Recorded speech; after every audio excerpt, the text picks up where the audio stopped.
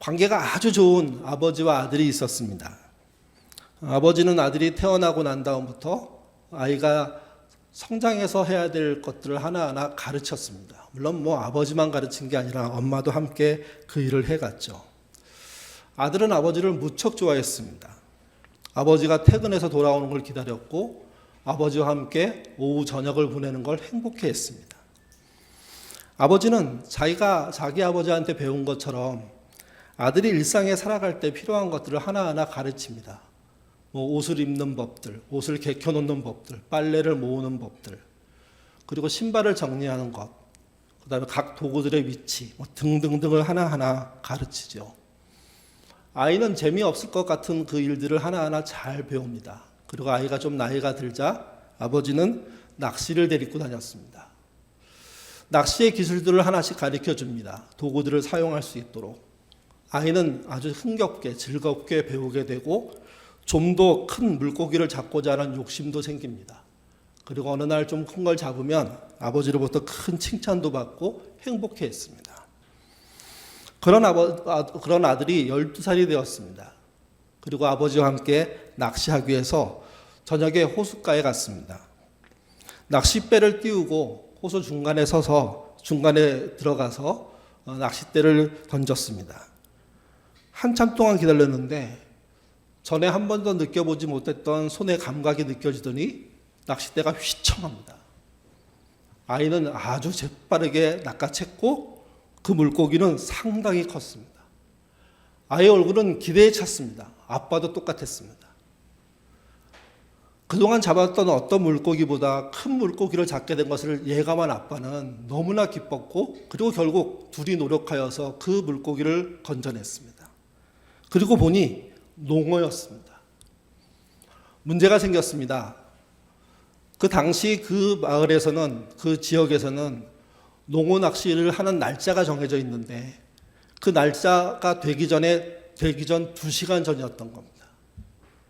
그러니까 저녁 10시인데 자정이 넘어가면 다음 날부터 잡을 수 있었던 거죠. 아버지는 아들과 함께 낚시를 갔던 이유 중에 하나도 농어 낚시를 하기 위함이었는데 좀 일찍 던진 것이고 근데 갑자기 물었고 그 문 농어가 엄청나게 컸던 겁니다. 시계를 확인한 아버지는 아들한테 얘기합니다. 놔줘야 된다고. 아이는 웁니다.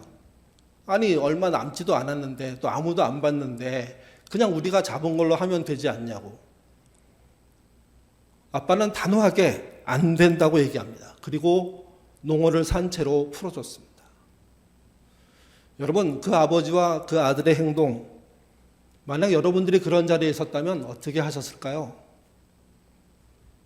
2시간밖에 안 남은 건데 그냥 넘어가도 되는 거 아닐까요? 근데 아빠는 약속은 약속이야. 아무도 안 보지만 지켜야 돼. 지키는 게 서로를 위해서 좋은 거야. 그렇게 아들을 설득했고 아들은 서운했습니다. 그게 상처가 됐을지 아니면 그게 그에게 어떤 자양분이 됐을지 시간이 한참 흐르고 난 다음에 그 아들은요 인생에 힘든 일이 있을 때마다 그 호숫가를 찾아온답니다. 그리고 그날 그 장면들을 스스로 기억해낸답니다. 중요한 시험이 있을 때 또는 도전이 있을 때 결정을 할 때 그럴 때 과연 무엇이 옳고 무엇이 바르고 무엇이 제대로 가는 것인가 하는 생각을 하고자 할 때 그럴 때마다 아빠와 함께 했던 그 농어 잡았던 낚시터 그곳을 방문한다는 거죠. 가르침은 큰 성공을 이룰 때만 이루어지는 게 아닙니다. 때로는 약속에 막히거나 선에 막혀서 한 걸음 못 나갈 때 때로는 실패했을 때 그럴 때 훨씬 더 큰 기억과 힘들을 발휘합니다. 특별히 기준을 지키고 선을 지키고 약속을 지키는 문제는 자녀들이 성장할 때 매우 중요한 문제입니다. 너무 쉽게 교통 위반을 하는 우리들의 입장에서는 과연 이런 상황들이 이런 상황들이 왔을 때 어떻게 할지 생각해 보면 많이 다르지 않은가 하는 생각을 하게 됩니다.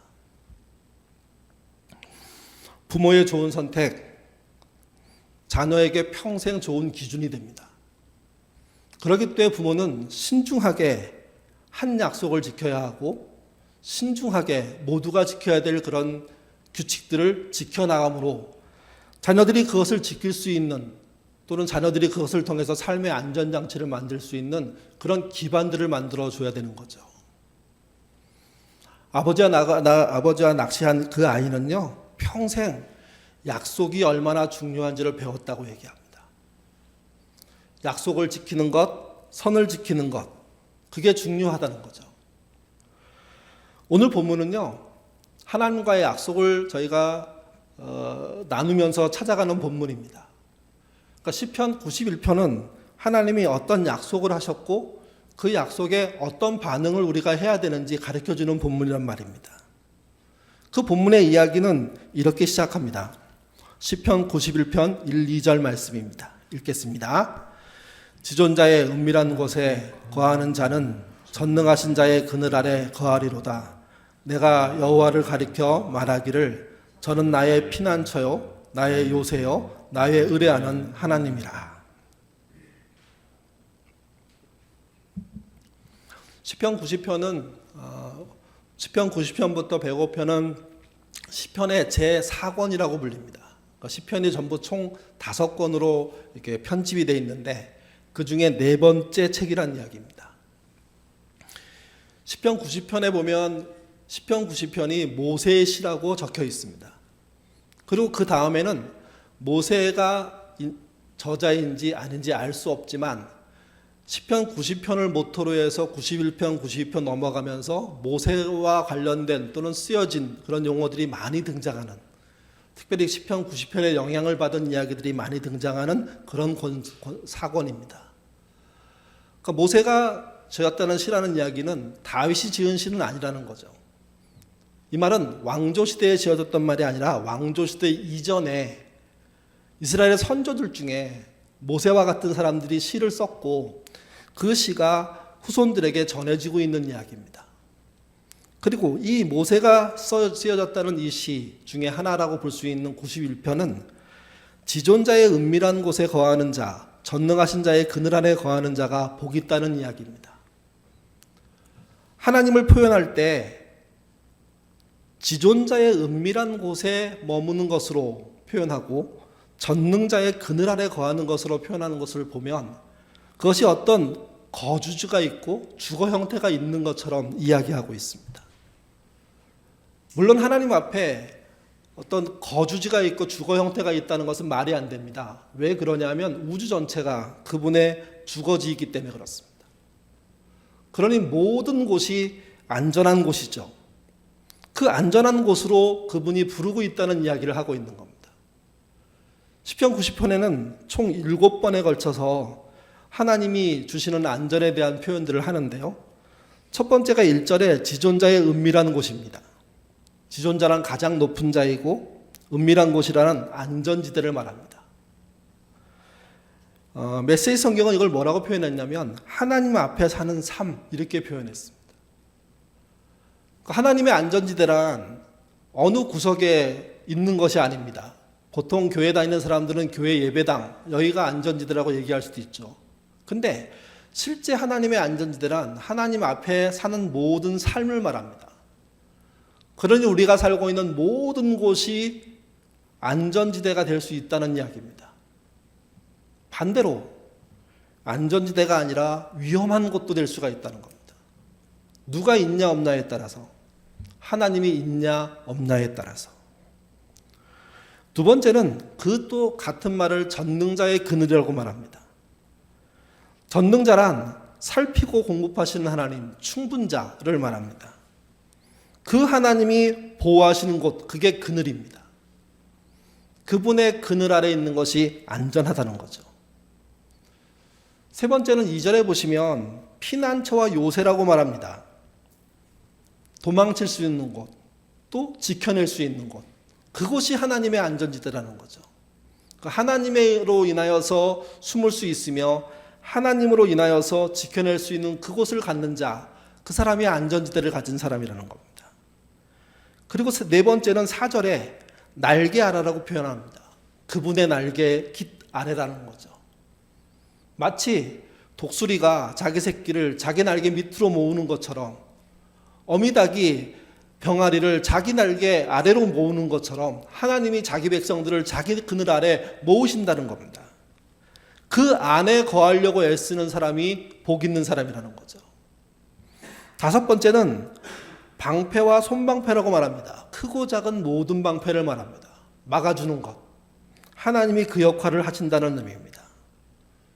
그리고 여섯 번째는 10절에 장막에 거한다고 얘기합니다. 이때 장막은 우리들의 장막입니다. 이 장막이 하나님이 거하는 집이 된다는 의미로 쓰이고 있습니다. 그리고 일곱 번째는 12절에 나오는데요. 천사들로 하여금 성도의 발이 돌에 붙이지 않도록 인도하신다고 얘기합니다. 다시 말씀드려서 91편 처음부터 끝까지 하나님은 신자, 그의 백성을 위해서 모든 것을 던져서 지켜내고 계시다는 이야기를 하고 있는 겁니다. 단 전제가 있습니다. 그 그늘 아래 들어오려고 애쓰는 자에게 그런 은혜가 있다는 겁니다. 그 그늘을 벗어나서 마음대로 사는 자에게는 그의 은혜, 그의 보장이 존재하지 않는다는 겁니다. 그래서 오늘날 대한민국에 2022년도를 살고 있는 우리도 그분의 그늘 아래로 들어와야 됩니다. 여러분, 어떻게 들어오고 계십니까? 어떤 방법을 따라서 들어오고 계십니까? 어느 곳으로 들어오고 계십니까?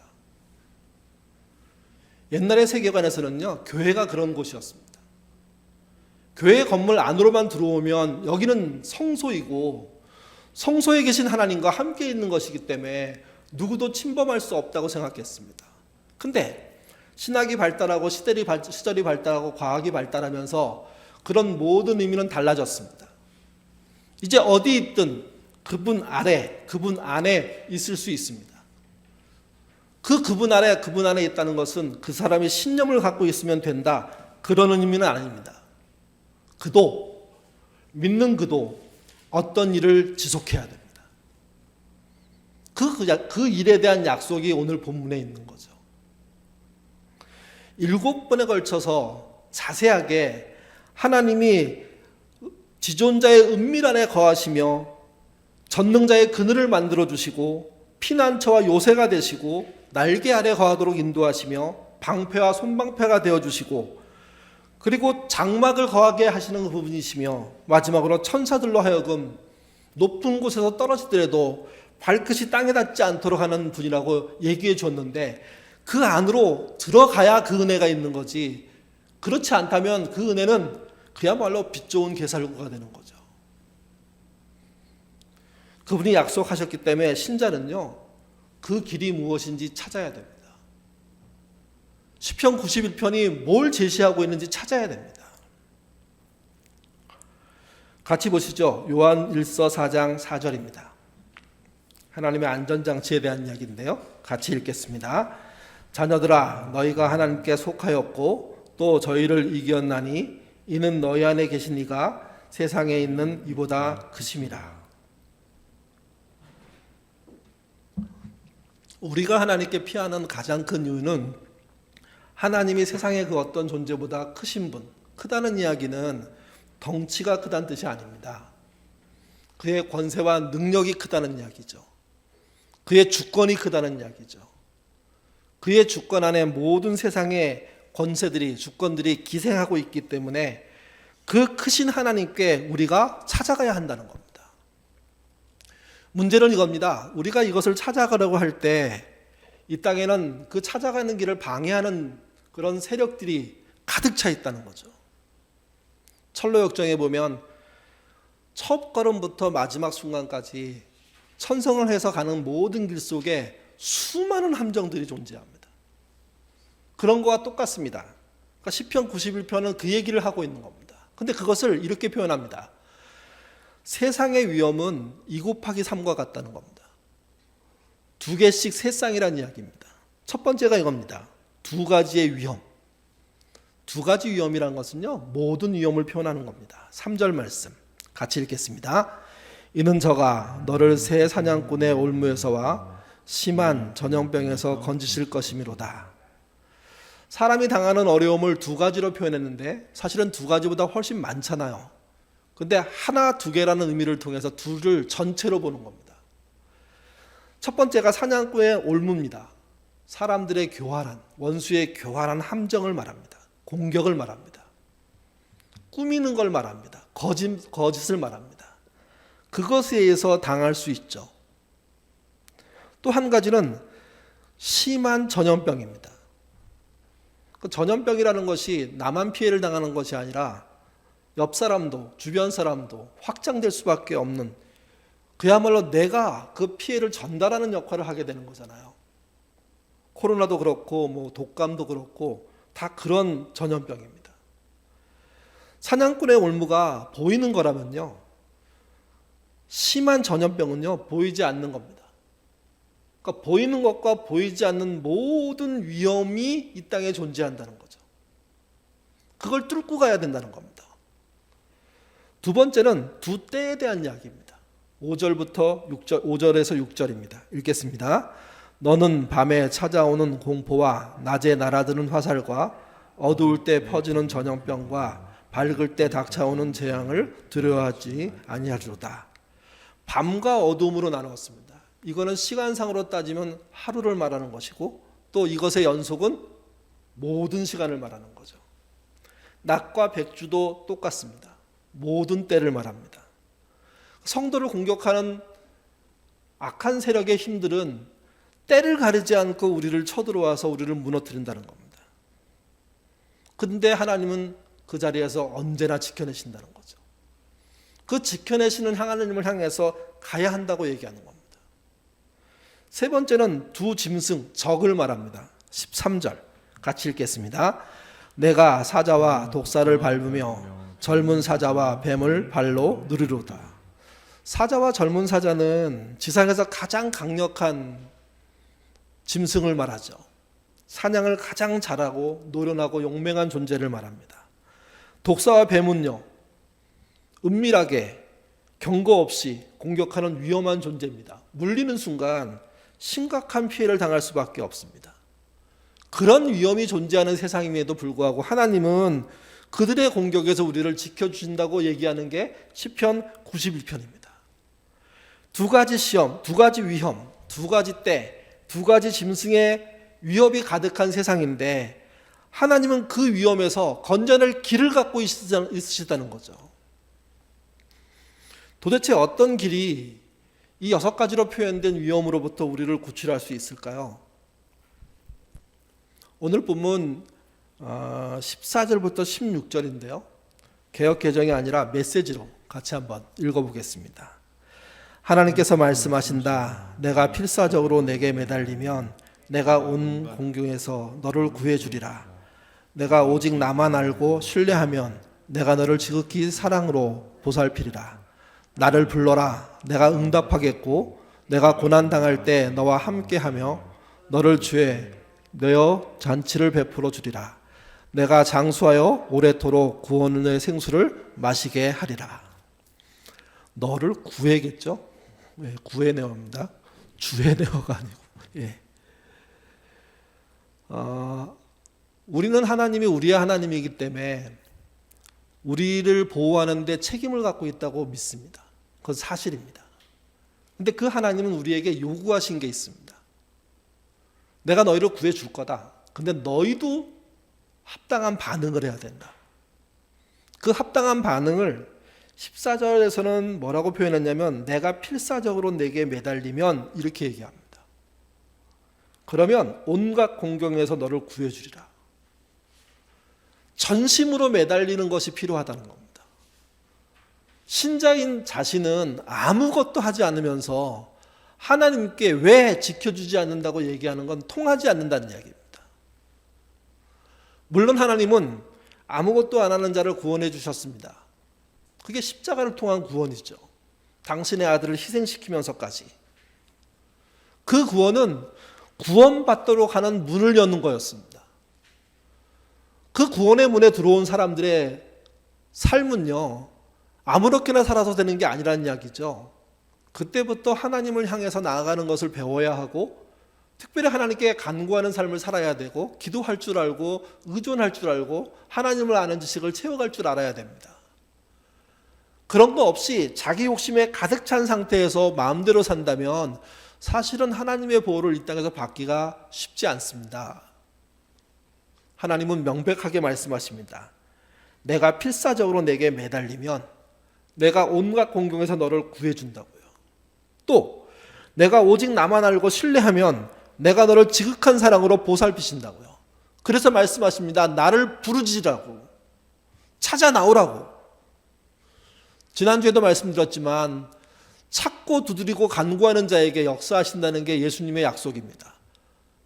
모세의 기도를 통해서 알 수 있는 건 모세가 이해한 하나님은요, 역시 똑같습니다. 필사적으로 매달리는 자, 오직 나만 알고 신뢰함으로 나오는 자, 하나님을 부르짖는 자가 세상에 가득 찬 두 가지 위험과 두 때의 위험과 두 짐승의 위험들을 능히 이길 수 있는 길들을 찾을 수 있다는 겁니다. 너무나 한 번 믿음을 강조하는 사람들이 많아지면서 한 번 믿음 외에 아무것도 하지 않는 믿음, 오히려 그 믿음으로 떵떵거리고 사는 믿음이 대단한 믿음이라고 얘기하는 것을 듣습니다. 여러분, 그렇지 않습니다. 믿었다면 하나님을 알아야 하고, 알았다면 하나님이 왜 우리를 부르셨는지 이해하며 하나님과 우리가 동행하는 방법이 무엇인지를 배워야 됩니다. 그 배움 중에 하나가 오늘 본문에서는요, 필사적으로 매달리는 겁니다. 하나님의 능력과 은혜를 의지하기 위해서 오직 그분만 알고 신뢰하는 겁니다. 그분을 부르짖는 겁니다. 가장 안타까운 건 부부가 함께 살면서 나이가 들면 서로가 늙는다는 것을 보게 되잖아요. 아마 40대 부부들은 그런 걸 못 느끼겠지만 60대, 70대 부부들은 더 느낄 겁니다. 저 사람이 옛날 같지가 않네, 젊었을 때하고 완전히 다르네 하는 사건들이 벌어지거든요. 그럴 때 나이 먹는 또는 늙는 것에 대한 상대방의 모습들을 보면서 생기는 이해, 그래서 더 간절해지는 기도, 저는 신자 부부에게서는 그런 게 생겨나야 된다고 생각합니다. 저 사람이 나를 만나서 고생해서 그렇지 이런 위로도 필요하지만 그 고생한 삶 속에 있는 정말 애잔하고 애쓴, 땀 흘리고 수고한, 희생한 그런 것들을 바라보면서 그래, 하나님의 은혜가 아내에게 또는 남편에게 가득 나타나기를 소망하는 그런 애절한 간절함들이 살아야 한다는 거죠. 남편은 아내를 향해서 그렇게 할 줄 알아야 되고 아내는 남편을 향해서 그럴 줄 알아야 됩니다. 그게 성립이 되잖아요. 그러면요, 부모를 바라보면서 생기는 그 아픔들, 약을 끊지 못하시고 월마다 병원에 가셔야 하고 먹고 살기는 이제 괜찮으시지만 그러나 삶의 외로움과 아픔과 예전 같지 않은 몸과 행동과 그런 걸 바라보면서 생기는 우리 안에 애통함들, 우리 안에 미안함들, 그런 것들이 생겨날 수밖에 없는 거죠. 그 부모를 보면서 어떻게 기도하지 않게 되겠습니까? 어떻게 기도하지 않고 모른 척 할 수가 있을까요? 그게 불가능하다는 겁니다. 그를 들여다보고 그를 알게 되고 그분의 남은 삶들을 생각하고 그가 겪고 있는 고통을 생각하며 그 나이에 생길 외로움들을 생각한다면 필사적이지 않더라도 날마다 기도하는 일들은 가능해진다는 거죠. 좀 더 건강하시기를, 덜 아프시기를, 덜 외롭게 되시기를, 좋은 친구 있으시기를, 그의 기도가 응답되기를, 이런 마음들이 마음속에서 계속 생겨나기에 더 기도할 수밖에 없게 된다는 겁니다. 부부를 향해서 그럴 수 있고 부모를 향해서 그렇다면요, 자식을 향해서는 어떨까요? 공부한 아이들의 그 참 힘든 상황들, 특별히 지난 3년 동안 코로나라는 상황은요, 학교를 완전히 바꿨습니다. 예전 학교 이제는 존재하지 않는 것 같습니다. 예전에 학풍, 선후배 관계, 선생님과 학생의 관계 생각보다 많이 무너졌습니다. 그 학교를 다니는 아이들의 고군분투, 새로운 환경을 적응하려는 노력들, 그걸 보면 부모가 뭘 해야 될지, 어떻게 도와야 될지 생각할 수밖에 없습니다. 그러니 저절로 기도를 할 수밖에 없죠. 공부 잘해갖고 모든 게 끝나지 않는 세상이며 공부를 통해서만이 아니라 또 다른 것을 통해서도 아이들이 잘 세워지기를 바라는 간절한 마음들이 우리에게 생겨나지 않으면 그 아이가 이 땅을 바르게 어떻게 살 수 있는 희망을 줄 수 있을지 답답한 지경입니다. 필사적으로 내게 매달리면 이 말을 들으면 되게 가혹하게 들려요. 근데 아닙니다. 남편이 아내를 생각하고 아내를 남편을 생각하면 그 늙음과 나이 먹음과 아픔과 먹고 살기 위한 수고와 노력들, 그런 모든 것을 보면 우리 안에 그를 향한 애잔함들이 생기는 것처럼 우리 안에 필사적으로 무언가 해야 될 일들이 생긴다는 거죠. 지난주도 말씀드렸지만 구원받지 못한 가족들, 자녀들을 놓고는 더 그렇습니다. 얼마만큼의 시간이 남았는지 우리는 알 수가 없습니다. 그러기에 기도해야 되는 거죠. 하나님께 매달려야 되는 거죠.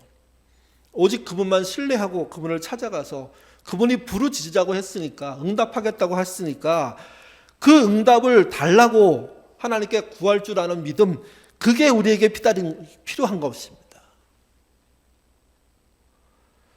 금요일 밤 저희가 처음으로 나들목에 모였지만 몇 분 오지 않으셨잖아요. 지난 3년 동안 계속 일했습니다. 이보다 더 할 때도 있었죠. 이제 여러분 회복하셔야 됩니다. 금요 기도의 자리도 회복하시고 더불어 주일 예배도 회복하시고 기도하는 시간들 확보하셔야 됩니다. 기도는 시도 때도 없이 하는 거라고, 호흡처럼 하는 거라고, 저는 그거 변명으로 들립니다. 정말 호흡처럼 하십니까? 호흡처럼 하다 보면 알게 될 겁니다. 시간 내어 기도할 수밖에 없다는 것을. 시간 내지 않으면 기도가 안 된다는 것을. 또 정말 기도가 필요한 사람들을 위해서는 필사적으로 매달려주는 역할을 내가 해야 된다는 것을. 그 역할과 수고를 통해서 여러분의 아내가, 여러분의 남편이, 부모님이, 자식들이 정말 이 위험한 세상에서 보호받는, 인도함을 받는, 믿음을 갖게 되는, 구원받는 일들이 벌어져야 됩니다. 그걸 놓고 포기하면 안 되는 거죠, 이게. 여러분은 언제 필사적으로 매달려 보셨습니까? 우리나라가 잘 살게 된 건 정말 다행인데요. 필사적으로 매달려 보는 게 없어진 것은 우리가 잘 살게 되면서부터라고 저는 생각합니다. 경제적으로만 잘 살게 된 거지, 진짜 삶이 잘 살게 된 건지, 그 삶이 구원받은 삶인지 따져보면 그것도 아닌데, 오히려 잘 살게 돼서 잊어버리는 게 너무 많은데, 잃어버리는 게 너무 많은데, 하나님만 신뢰하고 나의 모든 것을 던져본 경험이 있으십니까? 지금 그래야 될 때입니다. 연세가 드셨으니 이젠 더 이상 헌신이 필요 없다고 얘기하는데, 물질 헌신, 선교사로 나가는 헌신, 그런 헌신 이제는 중단하셔도 좋습니다. 근데 나의 모든 것을 하나님께 드리겠다는 그 마음으로 기도를 시작하셔야 됩니다. 그리고 여러분의 마지막 날이 여러분의 모든 것을 그분께 드리는 날이 되도록 사셔야 됩니다. 마지막으로 하나님을 제대로 불러본 적 있으십니까? 마음을 다해서, 울림을 다해서 하나님을 불러보신 경험들이 있으십니까? 하나님은 약속하셨고 구원해 주신다고, 길을 열어주신다고 말씀하셨는데 그의 백성들은 그 구원의 길이 눈앞에 있음에도 불구하고 필사적으로 매달리지 않으며 그분을 찾지 않으며 그분을 부르지 않으니, 이게 오늘날 교회의 문제점이고 한계이고 이게 교회가 건강치 않은 이유입니다. 안전에 대한 하나님의 약속은요, 성경이 굉장히 많은데요, 두 군데만 확인해 보죠. 로마서 8장 38절에서 39절입니다. 같이 읽겠습니다. 내가 확신하노니 사망이나 생명이나 천사들이나 권세자들이나 현재일이나 장래일이나 능력이나 높음이나 깊음이나 다른 아무 피조물이라도 우리를 우리 주 그리스도 예수 안에 있는 하나님의 사랑에서 끊을 수 없느니라. 하나님이 끊지 않는 한 끊기지 않습니다. 근데 여러분 잊지 않으셔야 됩니다. 우리도 그 사랑을 끊지 않아야 됩니다. 우리는 끊어버리고 하나님 혼자 잡고 있으라고 얘기하는 건 말도 되지 않습니다. 그분이 끊지 않으니 우리도 끊지 않고 매달려 있더라도 그 끈을 붙잡아야 됩니다. 그 끈 붙잡고 계십니까? 그 끈이 유지되고 계십니까? 시편 121편 4절에서 6절입니다. 또 같이 읽겠습니다. 이스라엘을 지키는 자는 졸지도 아니하시고 주무시도 아니하신도다. 여호와는 너를 지키신 자라. 여호와께서 내 우편에서 내 그늘이 되시나니 낮의 해가 너를 상치 아니하며 밤의 달도 너를 해치 아니하리더라. 하나님은 졸지도 주무시도 아니하신답니다. 세상 어떤 권세자들보다, 어떤 높음과 기쁨보다, 능력과 장래일을 아는 자들보다 훨씬 더 크신 분이십니다. 그분이 우리에게 우리의 모든 것의 주인이 되시고 우리 우편에 앉아 계시고, 낮의 해가, 사실은 낮의 해가 우리를 상할 게 뭐가 있어요?